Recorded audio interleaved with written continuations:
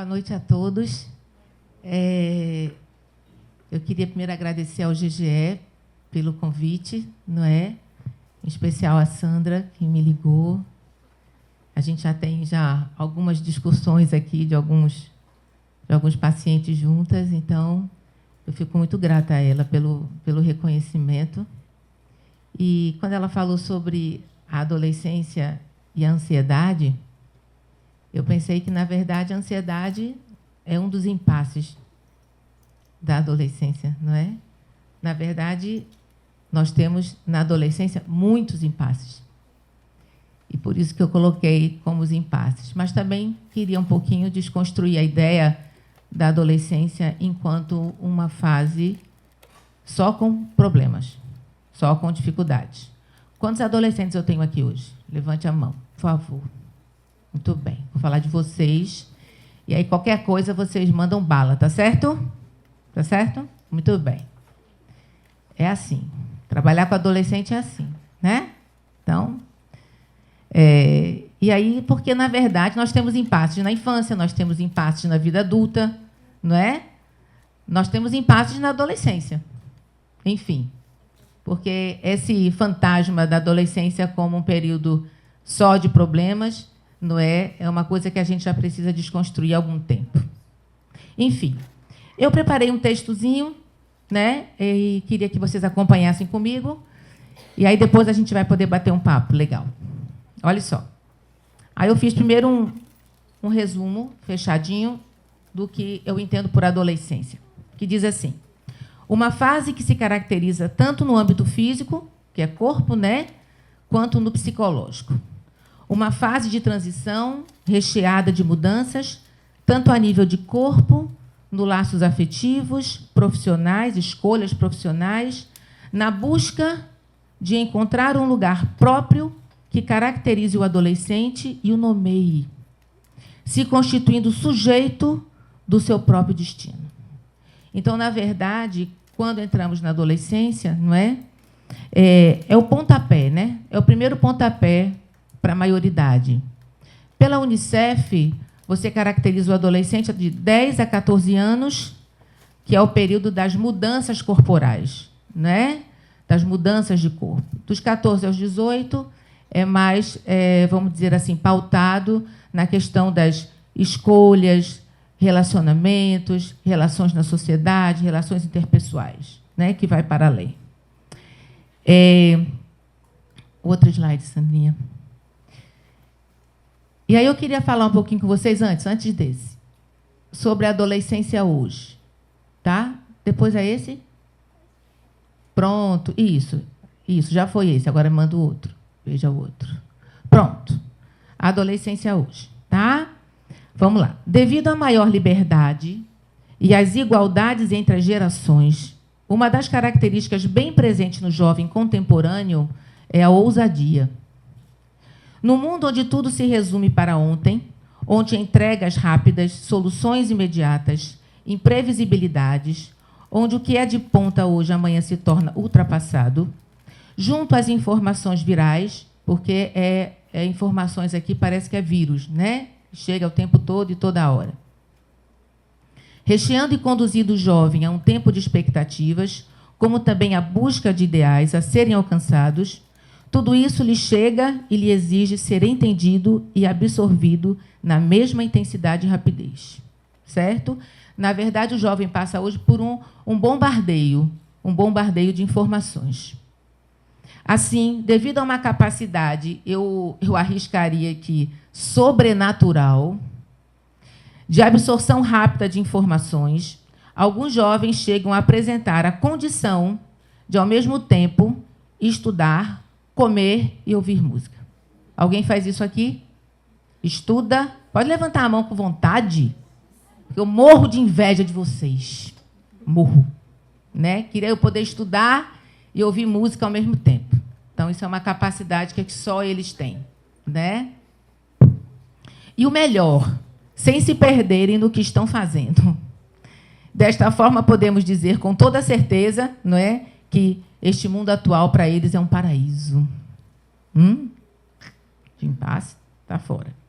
Então, o adolescente, nesta atualidade, pode inovar e desvendar, explorar o que é da ordem do seu desejo e curiosidade, tendo assim a possibilidade de explorar suas potencialidades e, ao mesmo tempo, fazer novas descobertas, buscando novos conhecimentos e fazendo a escolha de lidar com a vida de forma mais criativa, desafiadora e inovadora. Então, isso tudo um adolescente pode fazer. Ele tem nas mãos dele essa condição de ter uma vida inovadora, desafiadora e criativa. Ele tem hoje todos os instrumentos para isso. Bem, infelizmente... Quarto, Sandrinha. Bem, infelizmente, temos também um outro lado da moeda, o qual precisamos destacar. Este adolescente, diante de um mundo de possibilidades e experiências, tem, ao mesmo tempo, como seu fiel companheiro, as exigências e as responsabilidades, que acompanham todas essas facilidades que hoje lhe são oferecidas. Certo? Então, ele tem tudo isso nas mãos dele, mas deles, não só deles, ó, de cada um de nós, somos exigidos responsabilidades. E pelo fato da maioria dos adolescentes, né, estarem muito mais conectados ao mundo virtual do que ao mundo real, onde se imperam as fantasias, onde o imaginário, em alguns momentos, são levados a uma aproximação da realidade, quer dizer, o como se, certo? Temos como consequência um processo de amadurecimento bastante comprometido. Quer dizer, é quando o adolescente, de uma certa forma, ele tem, vamos dizer assim, o movimento de juntar a fantasia e a realidade. Achar não é que aquele mundo virtual pode ser o mundo real dele. E não é. É muito diferente. Então, viver nesse mundo virtual sem se diferenciar do mundo real, aí fica um comportamento mais comprometido. E a gente vai falar depois um pouquinho disso, tá certo? Tem um imperativo hoje da modernidade que me chama muito a atenção, né? É o tipo assim: seja feliz, custe o que custar. Esse é o imperativo hoje, né? Quer dizer, é você viver apenas daquilo que é da ordem do seu desejo. Tem pessoas que vivem assim. Bem, realmente, essa questão de ser feliz, custe o que custar, tem custado caro, tanto para pais como para jovens, pois a busca irreal por uma satisfação plena em que as dificuldades, esforços, frustrações e dedicação têm sido retirada, ou melhor, impedidas de serem vividas, em consequência desse imperativo, que gera também, como consequências, dificuldades emocionais, pois alguns jovens estacionam na adolescência e não a ultrapassam, desejando viver uma vida com liberdade, sem responsabilidade. É a questão que a gente chama em psicologia da síndrome do Peter Pan. Já ouviram falar? É aquele menino que fica lá naquela coisa do infantil. E, geralmente, eles dizem assim para mim, e para a mãe: não precisa estudar, não. Não precisa, não. No final, dá tudo certo. Né? Isso é uma ilusão enorme. Mas é nisso que eles se agarram. Muitos adolescentes: não precisa, não, esquenta, não. Não é? Dá tudo certo. Então, essa facilidade, isso que eles prendem, como sempre trazendo tudo para uma coisa muito mais fácil, quando eles lidam com a realidade, aí encontra o choque. Então, isso não é um facilitador. Porque a gente também vai falar aqui de várias coisas que não são facilitadores para eles. Né? Teve uma vez que uma mãe chegou e disse assim para mim: olha, eu não sei porquê, eu não gostaria de ter que trazê-la aqui para você. Porque, na verdade, a vida dela sempre foi cor-de-rosa. Aí, quando ela falou isso, eu disse: pronto, isso é um grande problema. Primeiro, porque a vida não é cor-de-rosa. Então, se a senhora constrói uma vida que para sua filha é cor-de-rosa, ela realmente vai ter muitas dificuldades de viver. Então, assim, quando você, enquanto pais, apresenta um impedidor para um jovem, não é? Alguma coisa em que ele precisa se deparar, você está dizendo para ele ao mesmo tempo que aquilo que está no imaginário dele, na fantasia dele, certo? Não é da ordem de uma realidade. Então você ajuda a esse jovem a se aproximar de uma vida com todos os seus percalços. Então, quando eu encontro um adulto que diz que a vida da filha dela é cor-de-rosa,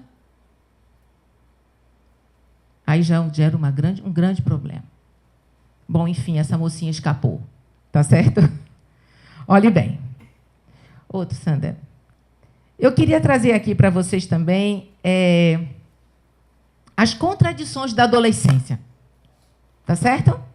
Que diz assim, da independência à dependência, autonomia e submissão, onipotência e impotência, o tudo ou nada.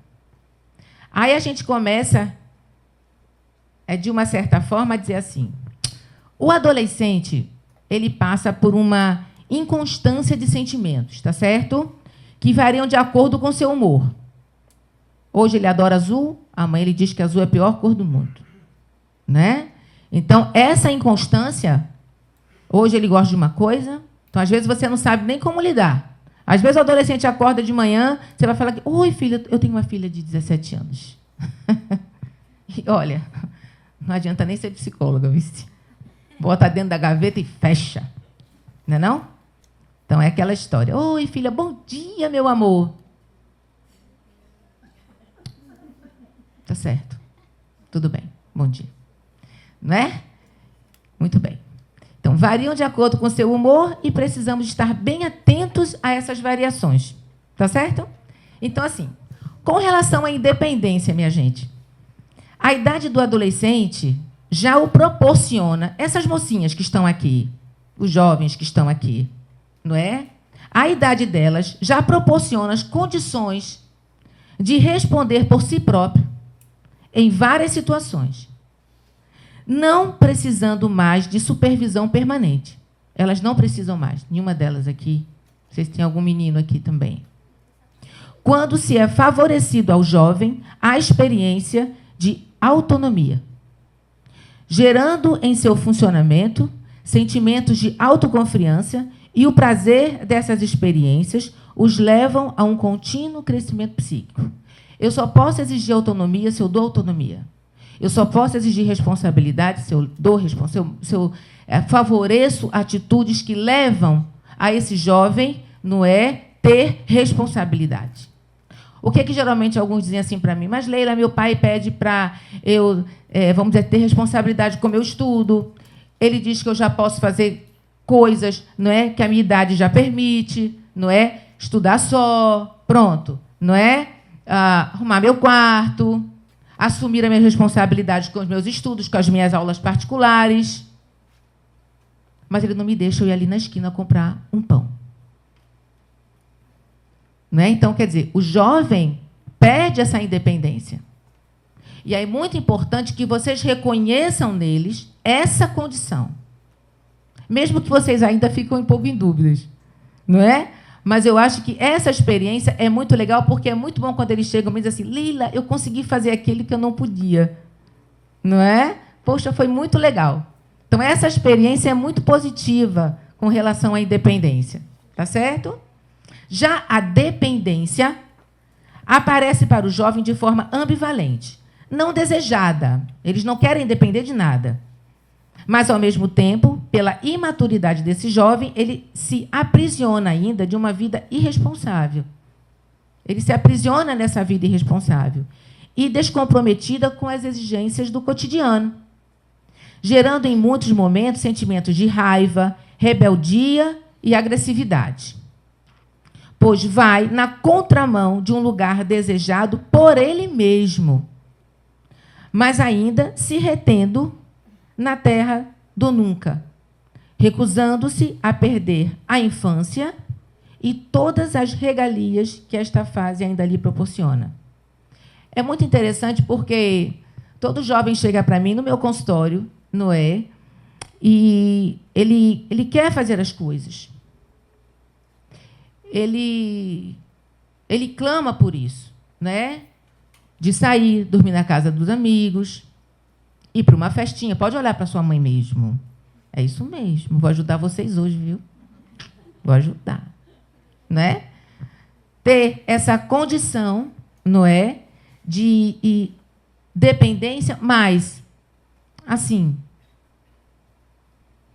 quando eles são convocados para assumir como protagonistas, entende isso? Protagonistas, os donos, meu amor, os donos da própria vida, eles não conseguem. Não é que eles vão ser, mas eles são colocados nesse lugar. Que eles tenham experiências e que eles provem que realmente eles estão dando conta. Só que eles não conseguem. E quando eles não conseguem, eles ficam com muita raiva, porque eles falam assim: ah, Leila, minha mãe fica assim, ó, tum, tum, tum, tum, nos meus ouvidos. Faz isso, faz aquilo, arruma o quarto, olha a roupa espalhada, bota a toalha no lugar, que não sei o quê, já fez a tarefa, entendeu? Vai se atrasar, você sempre se atrasa para as coisas, que não sei o quê, barará, barará. Então, se eu quero uma independência, eu não posso querer escutar isso o tempo todo, isso é um saco. Isso é um saco. Mas eles não conseguem ainda fazer diferente pela imaturidade.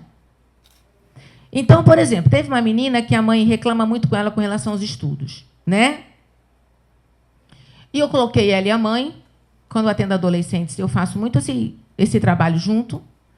E aí eu disse para ela assim: fulana, olhe bem, a partir de hoje, quem se ocupa dos seus estudos é você. Se você tiver algum problema, alguma dificuldade, você vai recorrer à sua mãe e, dentro daquilo que ela puder fazer, ela vai fazer para você. Agora, a responsabilidade é sua. Horário de aula particular, estudo. Depois que você fizer as provas, você vai mostrar a prova para eles, para os seus pais. E aí vamos ver se o que você está dizendo, não é, vai bater com o que você quer. Porque se você diz que sabe estudar, se você diz para ela não começar a mais reclamar nos teus ouvidos, então ela agora vai deixar a seu cargo. E quando vê as notas, você mostra e pronto. Aí você vai provar para os seus pais que realmente você consegue dar conta disso que você está se propondo. Tudo bem assim? Aí a mãe saiu, não é? Aí ela ficou. Aí ela olhou para mim e disse assim: Leila, me deu medo. Porque, na verdade, por mais desejoso que seja, ela ainda não consegue. Então, isso, e ao mesmo tempo, dá todo esse sentimento de muita raiva. Não é? Bom, já o sentimento de onipotência gera no jovem uma sensação de poder, que ele não tem, mas acredita que tenha. E, pautado nessa crença, ele pode chegar a correr certos riscos, pois o leva a uma necessidade constante de ter que provar para si próprio e, principalmente, para alguém, de que, para ele, não há limites nem dificuldades. Certo? É o jovem que a todo tempo procura se colocar em destaque entre os demais. E o perigo de precisar se manter neste lugar de poder diz, na verdade, da grande dificuldade desse jovem em lidar com suas próprias frustrações e fragilidades, tendo que reconhecer e aceitar que nem tudo lhe será possível e, como consequências, vai se deparar com angústias e muita ansiedade. Porque você se sustentar no lugar de poder o tempo todo e achar que pode tudo é muito complicado. Vai ter uma hora que você vai vacilar. E quando você vacilar, você não vai aguentar. Não é? Essa coisa de estar sempre em destaque. Tem uma coisa que os meninos me falam muito assim: eita, Leila, aquele ali é o popular. Vocês conhecem, né? Os meninos aqui sabem que essa história do popular. Ele é simplesmente popular, minha gente, porque ele é um rapaz ou uma garota extrovertida. Mas é tão interessante como colocam poder nessa criatura. E querer ser amigo do popular. Tem que ser amigo do popular para estar inserido. Coisíssima nenhuma. Não é? É apenas um jovem que está mais solto, mais extrovertido, tem outras facilidades, mas que você também tem. Mas só que você precisa descobrir isso. Por outro lado, o sentimento de impotência, de incapacidade, que, consequentemente, gera sentimentos de inferioridade e baixa autoestima, e até mesmo de culpa, né? Tem como consequência a insegurança. São jovens mais inseguros. Estando associado, geralmente, a uma visão negativa que o jovem tem de si mesmo, no que diz respeito às suas habilidades e competências. É aquele jovem que pensa assim, não, o outro é melhor do que eu. O que é do outro é sempre melhor. Ah, não, deixa que ele apresenta porque ele fala melhor. Então, você nunca olha para você. Você não tem essa coisa de confiar em você mesmo.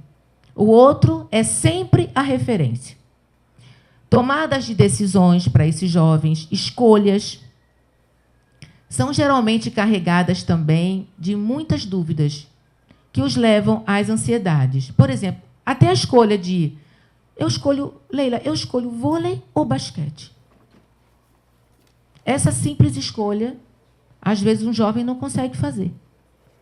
Ele fica sempre em cima do muro, não é? Geralmente busca a aprovação do outro. É o chamado, às vezes, nem sempre, mas é o Maria vai com as outras. Porque não se reconhece. E o último dessas contradições, é o 6º slide, é o tudo ou nada. É aquele que funciona ou em 8 ou 80. Os extremos. Né? Vai dizer da forma do adolescente se posicionar sempre nos extremos. Dentro de um funcionamento psíquico onde você é tudo ou nada, acarretando no jovem uma série de conflitos, pois lidar com o mundo em que você necessita se posicionar, enfrentar os desafios, impasses e decisões, lhe exigirá minimamente, eu acho que nem só para os adolescentes, não, para nós também, não é? Um equilíbrio emocional. E a construção de um meio termo na forma de agir e, principalmente, pensar, o leva a uma possibilidade de alcance desse equilíbrio. É importante ressaltar que estar sustentado nos extremos, como nos outros funcionamentos, né, que a gente abordou anteriormente, dificultará para o jovem todo o manejo psíquico, no lidar com questões do dia a dia, pois, se não for o tudo, corre o risco de cair no nada. É aquele jovem que é sempre a vítima. Nunca é com ele, ele sempre tem uma reclamação, é sempre o coitado, ele nunca assume os seus erros, sempre desloca a responsabilidade para uma outra pessoa. Por quê? Por que essa preocupação desse jovem? Porque, se ele não for esse tudo, ele desaparece, minha gente. Então, isso é uma condição de funcionamento, que não é só no jovem, não. Eu quero frisar isso aqui. Muitos adultos funcionam assim. E, mais uma vez, as angústias e ansiedades irão, com certeza, marcar suas presenças. Entender que não precisamos nem ser poderosos e nem os coitados, eu colocaria aqui, nem ser os populares, nem os coitados, mas entender e aceitar sermos apenas mais um na multidão, como também mais um no ambiente escolar, mais um na escola, mais um no grupo de amigos, vai exigir importantes mudanças e gerar um significativo amadurecimento emocional. Certo? Essa questão do... Teve um menino que ele se sentia assim, justamente nesse lugar desse tudo na família. E depois de 7 anos, a mãe engravidou e chegou um irmão. Essa criança sofreu muito, porque na fantasia dele, ele era justamente esse tudo. E aí eu cheguei para ele e disse assim, me diz uma coisa, como é que é não ter sido o suficiente. Não foi o suficiente. Seus pais precisaram de outro. E aí, tia Leila é muito ruim, não é?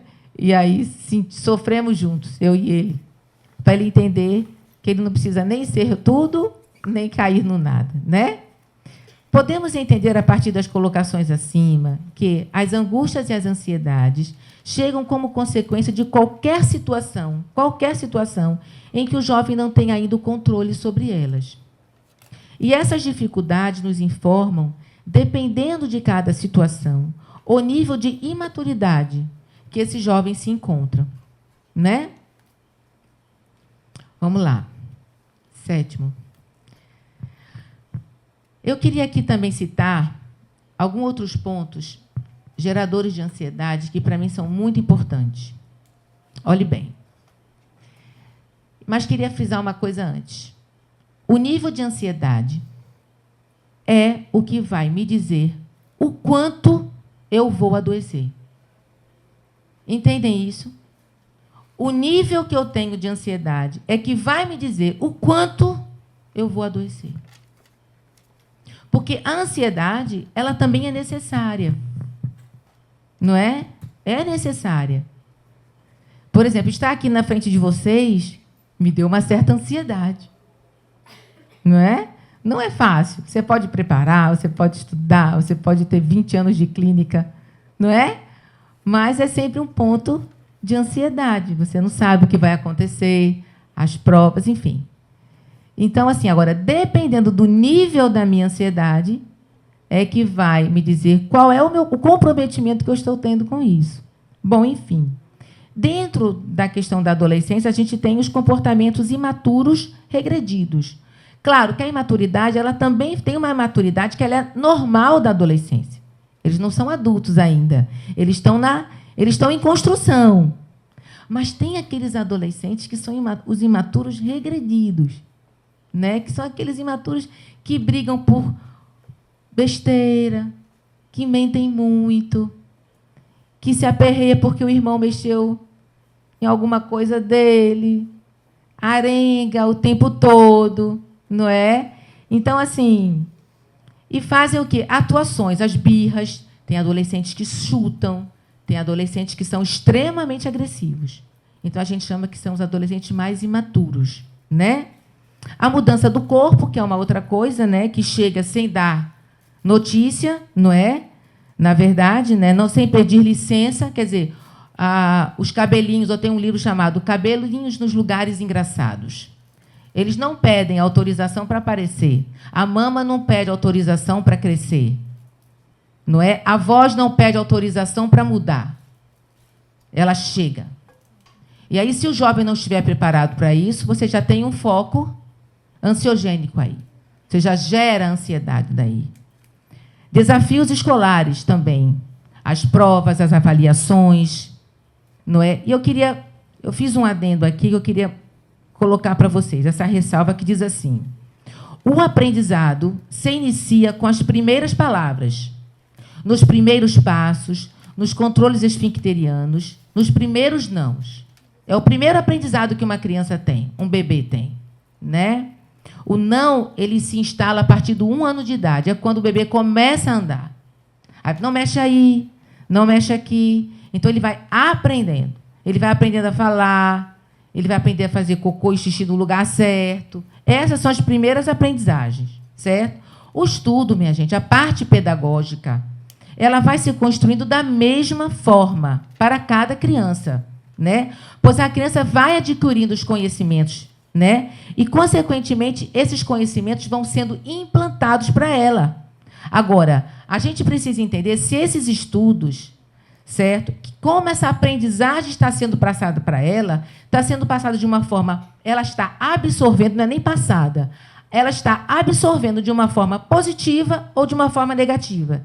Se está sendo uma aprendizagem que ela está absorvendo de uma forma legal ou de uma forma difícil, chata, ruim. Porque é isso que vai ficar marcado no jovem. Então, tem jovem que vem, né? Que vem se arrastando todo o processo de aprendizagem dele. Por quê?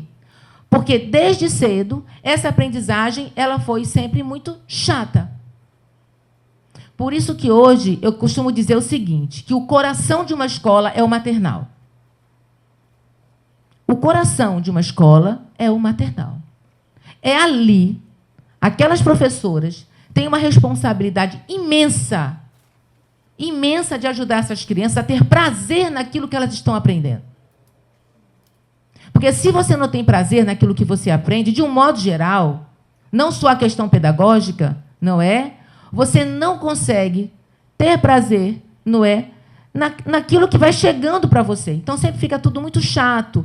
Se eu tenho, vamos dizer assim, na suposição, 10 adolescentes atendendo, não é? Eu tenho um que talvez tenha um relacionamento mais ou menos positivo com o estudo. Mas isso não é daquele momento ali. Isso vem de antes. Tá certo? Então, eu queria deixar isso bem claro para vocês. Então, assim, essas avaliações, aí eles começam a achar o quê? Não é? Eu não sirvo, eu não aprendo, eu não consigo aprender, eu sou burro. Aí ressalva aqueles, né, que tiram em primeiros lugares, que, poxa, tão bacana, é mérito, é muito bom isso, não é? Mas vem as depressões, depressões não, vamos dizer tristeza. Vem as tristezas. Depressão é outra coisa, tá? Vem as profundas tristezas. Muito bem. E também os relacionamentos, os amigos, os pretendentes, a sexualidade, as paixões, as decepções. E muitos dizem assim, mas Leila, eu vou chegar e vou falar o quê? Eu quero fazer umas amizades, mas eu não sei o que eu vou falar, não sei como chegar, não sei como fazer. Então, isso gera muita ansiedade e expectativas, né? A escolha profissional. Onde é que eu me encaixo? Aí eu tenho uma jovem que diz assim, mas Leila, eu gosto de tudo. Como é que eu vou escolher uma coisa se eu gosto de fazer tudo? Eu gosto de tudo. Não. Vamos tentar, né? Ou aquele assim, Leila, eu ainda não me encontrei. Então, isso também é um outro ponto que leva eles a pensar. E aí, os pais têm uma função muito legal com relação a isso, de sentar, de investigar, de buscar, de pesquisar. Não é? Vamos lá, vamos ver como é que é isso. O vestibular seria o quê? A hora da verdade. É o resultado de tudo que eu investi todo esse tempo. Não é isso?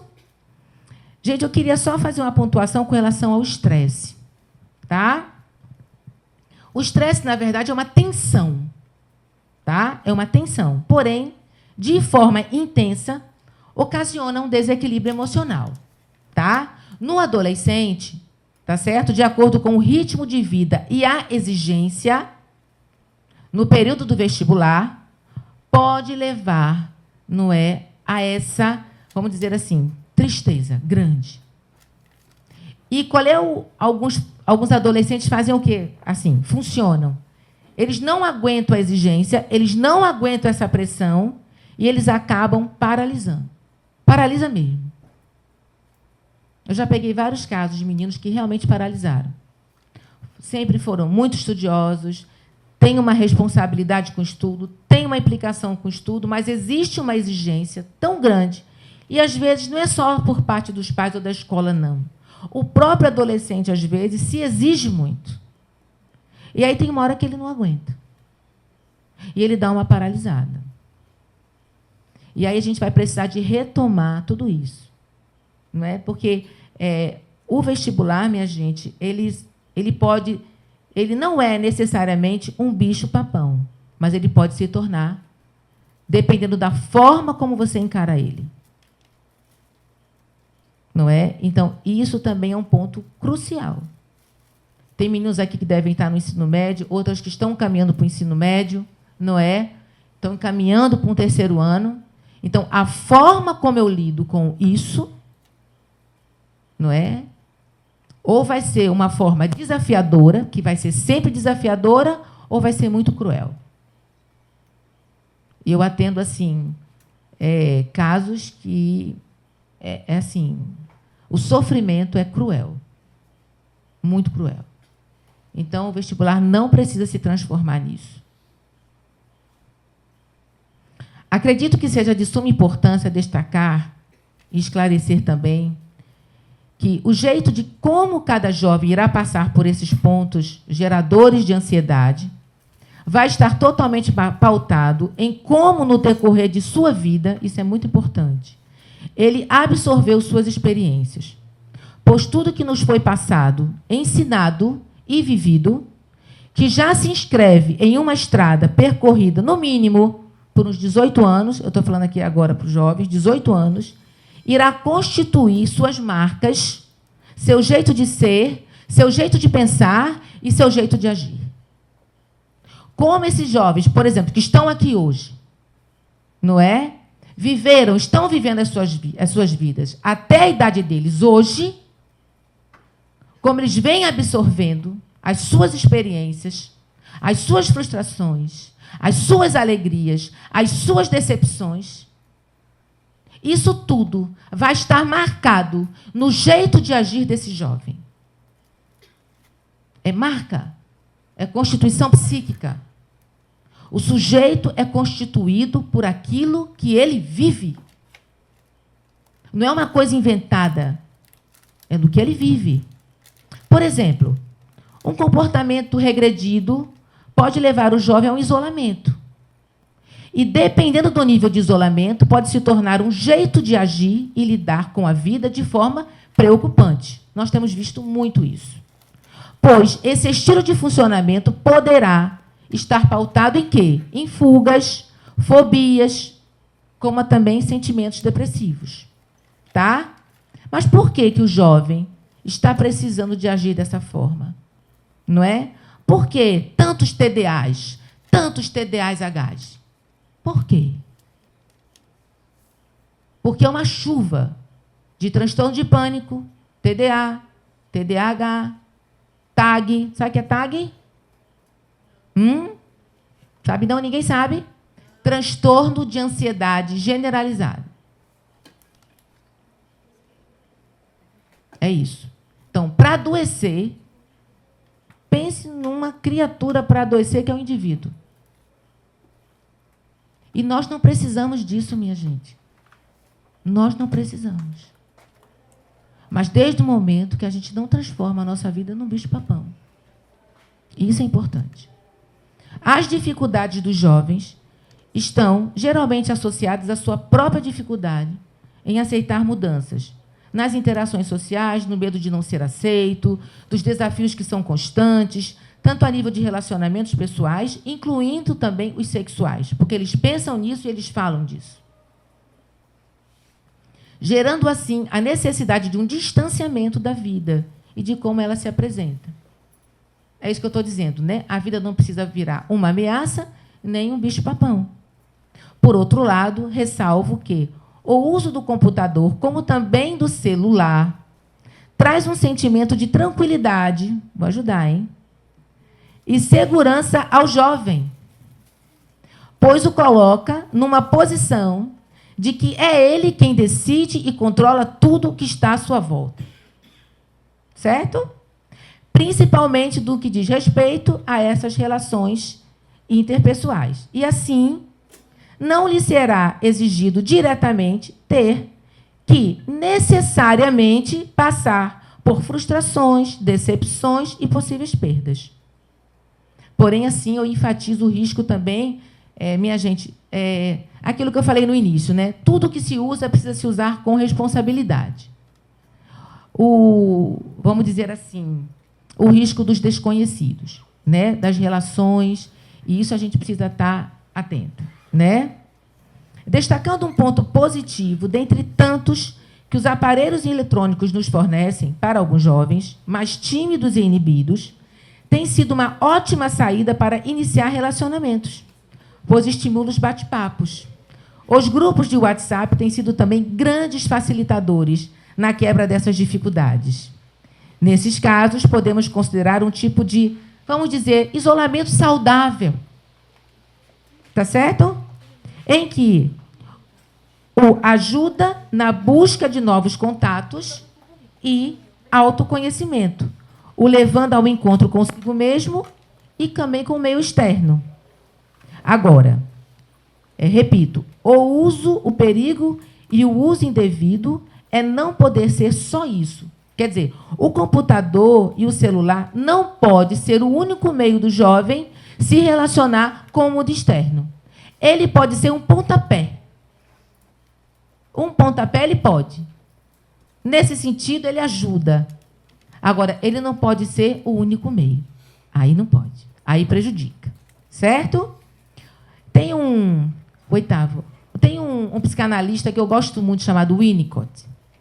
E ele diz assim: é um sofisticado jogo de se esconder. A questão do isolamento, né? Em que é uma alegria estar escondido, mas um desastre não ser encontrado. Por isso é que precisamos estar atentos. A partir de Winnicott, podemos afirmar que a família não deve deixar de estar atenta, compreendendo a necessidade do jovem estar consigo mesmo, como também avaliar o uso e o tempo que o jovem necessita desse afastamento. A família precisa estar por perto e saber entender, acolher, mas também, como eles dizem, tá ligada. Questionado uma menina de 17 anos, dessa forma assim: por que você gosta de ficar só no seu quarto? Aí ela respondeu. Veja se vocês concordam, menino. Tem algum menino aqui de adolescente? Um rapazinho? Não?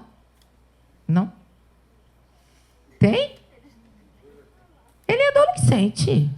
É, com certeza.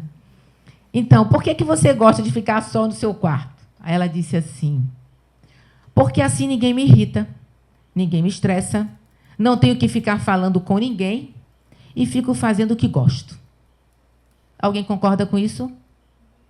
Essa é a minha filha. Né? Eu perguntei para ela: Luísa, me diz aqui, por que tu gosta de ficar tanto nesse teu quarto? É porque ninguém me estressa, faço o que eu quero, e pororô, pororô, pororô, pororô. Mas eu estou de olho, estou ligada na cabrita. Aí é a diferença. É quando você se liga. Pode ficar? Pode. Quer estabelecer um bom contato consigo? Quer se conhecer? Fazer amizade? Não tem problema nenhum. Agora, nós, enquanto pais, precisamos estar ligado. Comendo nas bordas, como dizia minha avó. Vamos comer pelas bordas, que um dia a gente chega no meio. Bom, aí chega o ensino médio. Expectativas do ensino médio. São 3 anos em que já se marca, desde o primeiro ano, uma implicação com um destino a ser traçado. Estamos terminando. Frase do tipo, olha só: eita, ensino médio, prepare-se. Quando passa para o ensino médio, né? Alguém está no 9º ano aqui? 9º ano? Vai para o ensino médio? Ninguém? Estão chegando lá. Seu filho ou sua filha? Ótimo. Tudo bem. Já está no ensino médio, né? Quando vai para o ensino médio, é assim: eita, agora chegou o ensino médio. Está lá. As exigências, não é? Já escolheu o que vai fazer? É como casa, né? Vai ter filho quando? Se noiva, vai casar quando? Entrou no ensino médio, já escolheu? Não é? Ninguém diz assim: parabéns, você vai começar o Fundamental 1 ou o Fundamental 2. Ninguém fala isso. Não é isso? Muito bem. As ansiedades com as exigências e expectativas de professores, pais e familiares, né, dão seu pontapé para a fase. Nós precisamos ter muito cuidado, minha gente, para não contribuirmos com o plus de ansiedade desses jovens. Como já foi colocado anteriormente, basta eles próprios gerarem suas próprias ansiedades. Por exemplo, existem pais e até professores que, ao invés de estimularem o jovem a partir do que eles podem conseguir, enfatizam apenas o que eles têm a perder. Isso dá uma raiva.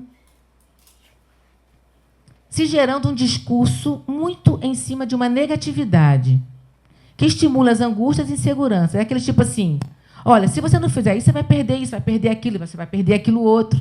Você não diz o que ele vai ganhar, você só diz o que ele vai perder. Ele está precisando de ouvir o que ele vai ganhar.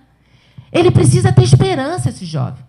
Mesmo aquele jovem que está cheio de dificuldades pedagógicas, mesmo aqueles jovens que estão com notas baixas, eles precisam de estímulo, eles precisam de alguém que dê força. Eu entendo que, às vezes, os pais ficam cansados, não é? Numa luta diária, e que o cara ou a menina não, quer dizer, não se esforçam, não mostra. Mas a gente não pode desistir, minha gente. É o ensino médio. E eles é que vão sofrer essas consequências, mas eles ainda não sabem disso. Nós já sabemos porque nós já passamos. Mas eles não sabem. E a gente diz muita coisa para eles, que às vezes, como eles dizem, né, entra por um ouvido e sai pelo outro, porque, na verdade, eles não ainda têm noção do que eles vão passar. Nós podemos dizer a nossa experiência. Mas o que eles vão passar, eles vão ter que passar sozinhos. Isso é importante. Né? Muito bem.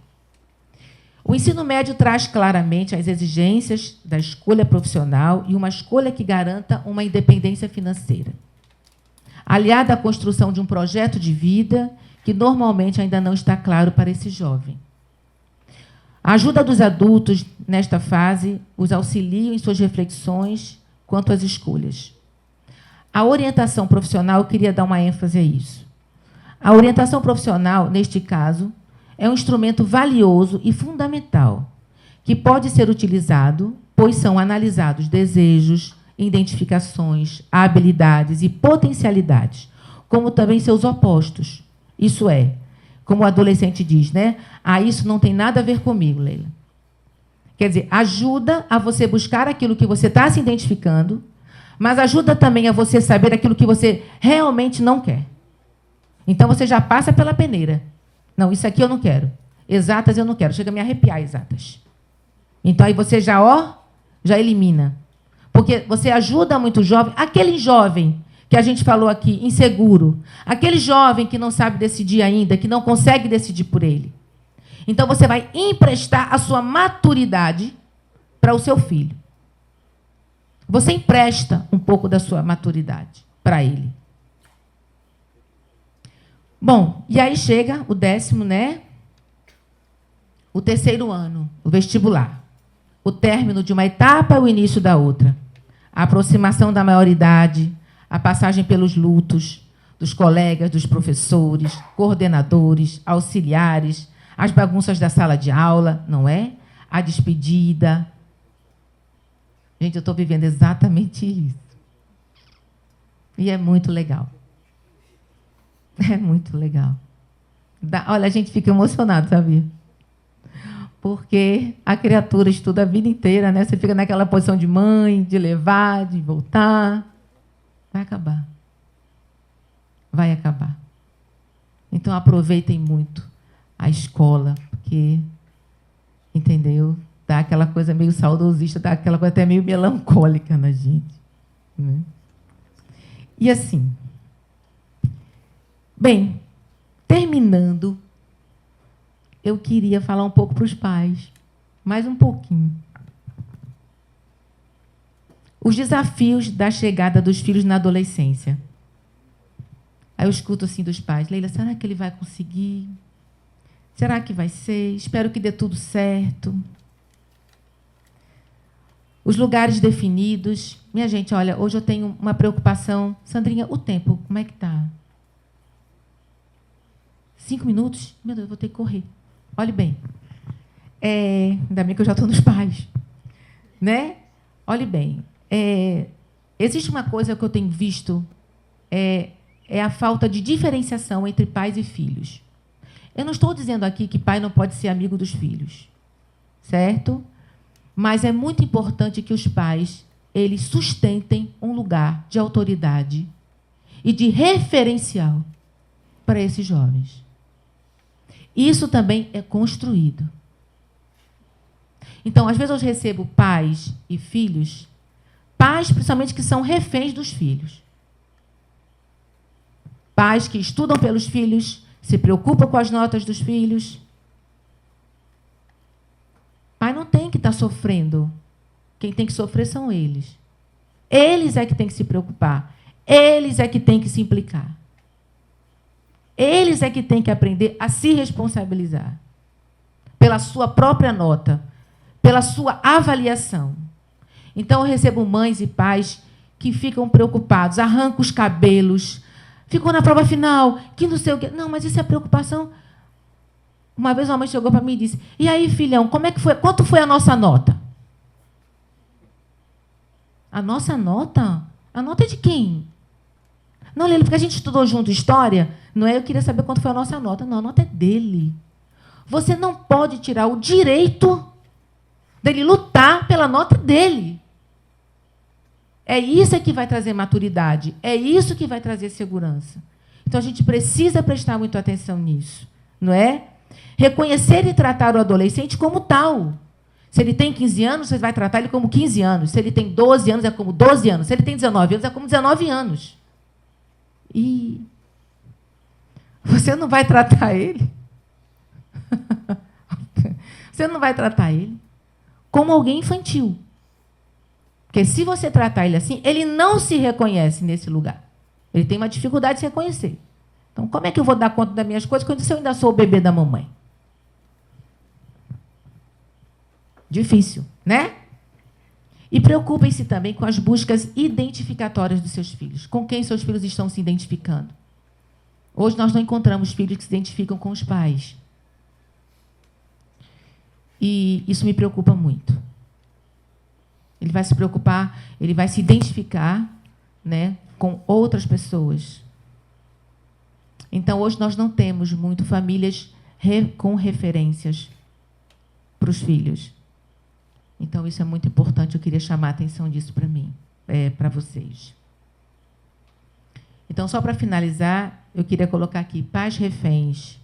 Permitam as frustrações, pois a proteção desnecessária os torna mais frágeis, não criando suas cascas e cicatrizes, que os dê força para suportar a realidade das consequências e, por fim, para a vida de um modo geral, e futuramente para o mercado de trabalho. Concluindo, o último slide. Bem, podemos concluir que, como adultos, já passamos pela estrada do crescimento e, como pais, possamos favorecer a nossos filhos uma travessia mais segura, porém não livre de obstáculos, pois estes irão contribuir na construção de uma vida de grandes conquistas e vitórias. Aos jovens que estão aqui, coragem e determinação, acreditando que, quando se deseja alcançar um alvo, precisamos ter como ponto de partida sabedoria, confiança e a certeza de que as grandes vitórias virão, depois de grandes batalhas. A saudade fica e as conquistas virão. E que venham as conquistas e que Deus nos ajude. Obrigada por tudo.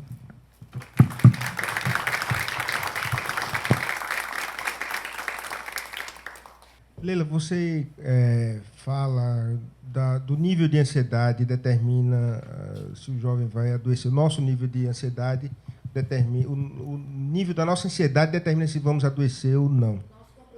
Nosso comprometimento. Eu tenho esse problema com Maria Eduarda. Maria Eduarda é minha filha, tem 14 anos, está no primeiro do médio. E as meninas aqui convivem com esse problema diariamente, dividem esse problema comigo e com a mãe dela. Porque Maria Eduarda ela tem a ansiedade top. Ela trava, ela adoece, ela perde prova, enfim. Qual o caminho que eu devo seguir em relação a isso? Porque a gente já não pressiona por nota, já deixa ela estudar por conta própria, a gente dá o apoio que você falou, com aula particular se precisar, tudo. E a gente tem percebido, os meninos, ontem mesmo, Gilberto estava conversando com Patrícia, e ela vem numa crescente, tem melhorado bastante, mas assim, é uma coisa muito presente no nosso dia a dia, essa ansiedade exacerbada de Maria Eduarda. Existem aqueles jovens que, por si só, né, são muito exigentes. Então, são exigentes consigo mesmo, né? E eu vou falar aqui uma coisa muito forte agora, tá certo? Às vezes, nós somos os nossos próprios algozes, né? E, então, assim... Agora, no caso, não é, pai, de Maria Eduarda, já que já está nesse nível de ansiedade, né, que Maria Eduarda deve sofrer muito com isso, não é? O melhor caminho é a terapia. Ela ter o espaço, porque isso não só para Maria Eduarda, minha gente, mas assim, do jovem, ele ter um espaço de fala dele. Não é? Porque, assim, mesmo nós, enquanto pais, nós não temos... Não é que a gente não possa ouvir, não é que a gente não possa conversar, não é que a gente não possa dar o suporte. Podemos e devemos. Só que, às vezes, chega uma hora que o jovem precisa de uma outra escuta. Não é? É de uma outra escuta que ele vai precisar. E aí, pai, só um especialista mesmo, que aí vai orientar também você, vai orientar a sua esposa, vai ajudar a Maria Eduarda, não é? Então, o terapeuta, né, a terapia, ela favorece muito nesse sentido quando chega justamente nisso que você falou, olha, nós não sabemos mais o que fazer. Aí a terapia. É uma história do santo do caso particular. Minha esposa, claro. Minha esposa, ela é psicóloga de formação, não exerce, mas é psicóloga Sim. de formação. E é uma coisa que ela sempre diz, eu não posso nem... Não, olha, eu vou lhe dizer, assim, uma particularidade minha. Nem eu dou conta. Não é? Porque é de uma escuta outra. É uma escuta diferenciada. Mesmo nós, dentro da profissão, escutando todos os dias, escutar um filho é diferente, porque o filho tem seus segredos, o filho tem suas histórias, independente do pai e da mãe dele. Então, ele precisa desse espaço e também de um distanciamento. Entende? Desse distanciamento para que ele possa realmente confiar e poder se abrir. Então, é muito importante. Tá certo? Eu tenho uma filha que vai fazer 14 anos e vai para o 9º ano que vem. Minha preocupação é a seguinte: com essa reforma do ensino médio, eles vão... Eu não sei se já está determinado, mas o que eu escuto é que, a partir de 2019, já vai ter aquela mudança que você já vai entrar no ensino médio com as áreas específicas. Minha preocupação é a seguinte: eu já acho um adolescente de 17, 18 anos muito novo ainda para decidir. Imagina só uma menina que vai para o 9º ano já chegar no 1º ano com a decisão da área que ela vai ter que tomar. Eu queria, assim, saber se vai ser realmente essa mudança vai ser a partir de 2019 e como é que vai ser feito isso. Bem, a mudança eu não sei, não é? Aí seria mais a parte escolar que poderia responder a você. Agora, essa é uma questão que os jovens me trazem muito, né? Como é que eu vou decidir algo sobre a minha vida em que eu ainda não estou preparado? Isso realmente é uma grande questão, porque, assim, a exigência é muito grande e a pressão é muito grande. Porque não é nem ele ter que escolher, a questão é a pressão que se faz em cima disso e a exigência que se faz em cima disso. E, principalmente, quando alguém escolhe uma profissão que os pais acham que não dão dinheiro. Então, muitos jovens, às vezes, não revelam, não é? É preferível dizer assim, eu não sei, eu ainda estou em dúvida, mas tem jovens que chegam a não revelar, às vezes até por medo de não ser aceito a escolha deles, não é? Mas, por um outro lado, concordo com você plenamente, não é? Não existe ainda uma maturidade psíquica o suficiente para que eles possam dar esse passo, né? Pronto, olha, a orientação profissional, ela é muito legal, porque ela vai justamente trabalhar, não é? Vai puxar todas essas habilidades, as potencialidades, não é, que o jovem tem. Ele vai poder falar mais dele. Às vezes, quando a gente fala conosco, assim, eu digo que na análise você vai falar com você mesmo, consigo mesmo. Nós analistas a gente escuta, não é? Presta bastante atenção, mas assim, é muito importante que você se escute falando. Porque muitas pessoas jovens não se conhecem. Eu estou falando de jovens, mas adultos também, não é? Então, você aprender a se escutar, você aprender a se conhecer, é importantíssimo. É isso que vai dar a você uma certa segurança, não é? Porque não é segurança total. Por exemplo, eu tenho uma grande amiga que faz orientação profissional e ela diz para mim, Leila, o que mais me procuram, né? Os jovens adultos que mais me procuram são aqueles que já estão na faculdade e que já fizeram as suas escolhas. Eles querem mudar. Agora, isso é ruim? Não é que seja ruim. Mas o mais importante é você poder, vamos dizer assim, acertar na veia. Mas esse acertar na veia é o tempo que vai lhe dizer e a experiência que vai lhe dizer da faculdade, porque eles são novos ainda, e isso tem uma vantagem sobre eles, não é? Mas, assim, com certeza, é uma coisa que se antecipa muito. Aliás, tudo, como eu falei no início da palestra, né? Tudo é muito rápido, tudo é muito antecipado. A gente pega crianças de, vamos dizer assim, de alfabetização, até de maternal, que são exigidos delas, né, a aprendizagens muito antecipadas. Não é? Hoje é exigido muita coisa. Teve um texto que a gente preparou chamado O Vestibulinho, que são as avaliações que a criança bem pequenininha de maternal, às vezes, até para saber se ela vai poder ser aceita naquela escola ou não. Não é? Então, isso eu acho que é uma questão muito importante, não é? Que não só a parte, vamos dizer, escolar, mas a parte de saúde precisaria se reunir, conversar mais, não é? E avaliar isso melhor. Mas, enfim, não é? Estão aí. Vamos torcer por eles.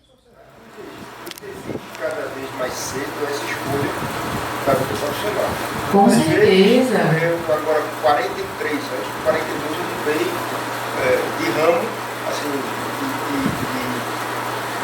na minha carreira, de mudar a minha carreira, de vários motivos, mas você acaba se sentindo velho já para esse tipo de mudança. O próprio mercado, para receber uma pessoa com mais de 40, 45 anos, já acha esse profissional velho no mercado. Porque ele não tem, talvez ele não tenha uma longevidade dentro da empresa. Teve um jovem que entra com 25 anos de idade. Então, se você, na sociedade que a gente vive, se você não for encaixado numa carreira promissora aos 25, no máximo 30 anos, você já vai, e esse cara aí não vai para frente. Pronto, e assim, e a exigência de você ter que acertar na sua escolha, não é? Será que vai dar certo aquilo que eu estava colocando? Será que vai dar certo? Será que é isso mesmo? Será que eu vou conseguir? Será que o mercado de trabalho está aberto para mim? Como é que é isso? Então, isso tudo gera toda essa ansiedade, né? E toda essa preocupação, não só pela parte do jovem, mas também por parte dos pais, né, que se preocupam com o futuro desse jovem. Porque nós não vamos estar aqui o tempo inteiro. Né? Mas como é que isso está sendo preparado? E cada vez mais, minha gente, está sendo exigido muito nas empresas. Então, se o jovem não tiver uma... Não é só saber, assim, ter conhecimento da profissão. É exigido cultura. A inteligência, ela é avaliada, não é só de QI, não é QI que se vale, mas é de uma da condição de criatividade, de flexibilidade psíquica, a história da inteligência emocional, não é? Isso é muito, vamos dizer assim, avaliado e levado em conta. Então, o jovem hoje ele precisa realmente se preparar, não só com relação à aprendizagem formal, mas é uma busca de um saber de uma forma muito mais global. Hoje a exigência está muito grande. Então, isso tudo já traz, não é, muita angústia e muita ansiedade. Mas vamos ter que ajudá-los, né? Porque nós já passamos, quer dizer, assim, as épocas elas mudam, né? Eu não sei como é que vai ser daqui a 10 anos, sinceramente. Como é que vai estar isso? Né? Mas hoje, o vestibular, quando eu fiz o vestibular, não era nesse nível. É que eu disse assim, eu encontro jovens em sofrimentos cruéis e que não precisa, e que deixam de viver a própria vida para ter que estar ali, horas e horas a fio estudando. Né? Então, a gente precisa encontrar um equilíbrio para isso. A gente precisa estar tranquilo, a gente precisa ter essa base, não é? Para que a gente possa também ajudá-los. É aquilo que eu lhe falei, né? Você vai emprestar a sua maturidade para eles, através da sua experiência, aquilo que eu falei das identificações. Precisa vir da gente. Não é? É ter muita paciência e ir em frente.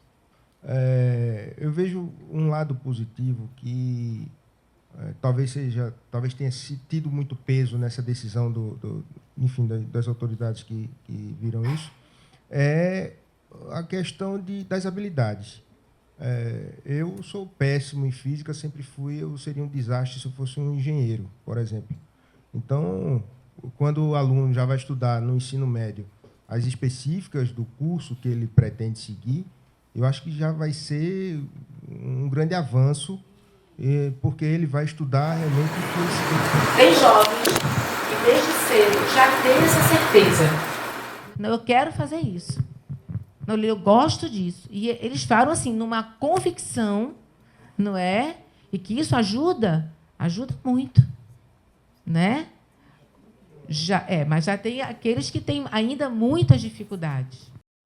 Espero que tenham gostado da palestra e qualquer dúvida, vocês podem acessar o e-mail leilarlima.psi@gmail.com.